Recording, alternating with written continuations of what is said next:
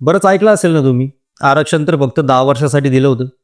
पण कुणालाच हे विचारायची सवय नाही की कोणतं आरक्षण, कोणत्या भागासाठी आणि का दिलं होतं. आज मी तुम्हाला अगदी स्पष्टपणे सांगतो, ही 10 वर्षाची मर्यादा कुठून आली आणि ती खरं म्हणजे कोणत्या गोष्टीसाठी होती.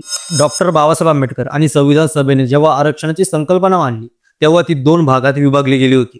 पहिलं होतं राजकीय आरक्षण, ज्यात लोकसभा आणि विधानसभेत अनुसूचित जाती जमातींसाठी जागा राखीव ठेवण्यात आल्या. दुसरं होतं शैक्षणिक आणि नोकरीतील आरक्षण, जे शिक्षण, सरकारी नोकरी आणि प्रशासनात प्रतिनिधित्व देण्यासाठी होतं.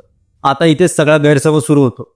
संविधानातील कलम 334 मध्ये असं लिहिलं होतं की राजकीय आरक्षण म्हणजे निवडणुकामधील SC ST राखीव जागा या फक्त 10 वर्षासाठी दिल्या जातील. का?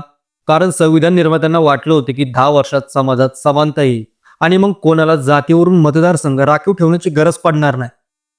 पण ते झालं का? तर नाही. 1950 नंतर समाजात असमानता कमी झाली नाही.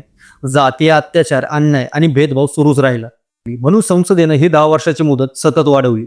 1960 ते 1970, 1970 ते 1980 आणि आज ती 2030 पर्यंत वाढवण्यात आली आहे. म्हणजे हे राजकीय आरक्षण आजही संविधानिकरित्या वैध आहे. आता इथे लक्षात ठेवा की 10 वर्षाची मर्यादा फक्त राजकीय आरक्षणासाठी होती, शैक्षणिक किंवा नोकरीतील आरक्षणासाठी नव्हे. कारण बाबासाहेबांनी ते आरक्षण दिलं होतं सामाजिक प्रतिनिधित्व आणि न्याय मिळण्यासाठी. त्याला कधीही 10 वर्षाची मर्यादा नव्हती आणि तोपर्यंत टिकेल जोपर्यंत जातीच्या समाजात भेदभाव जिवंत आहे. आता थोडक्यात सांगायचं तर 10 वर्षाचे आरक्षण ही एक अफवा आहे. ती फक्त लोकसभा, विधानसभा जागांवर लागू होती. शिक्षण, नोकरी, सामाजिक प्रतिनिधित्व या सगळ्या क्षेत्रातील आरक्षणाला कोणतीही कालमर्यादा नाही. डॉक्टर आंबेडकरांनी सांगितलं होतं, समान संधी मिळेपर्यंत, समान वागणूक मिळेपर्यंत आरक्षण हे आवश्यक आहे. म्हणून पुढच्या वेळी कुणी म्हणेल आरक्षण तर फक्त 10 वर्षासाठी दिलं होतं ना, तर त्यांना हा व्हिडिओ नक्की दाखवा.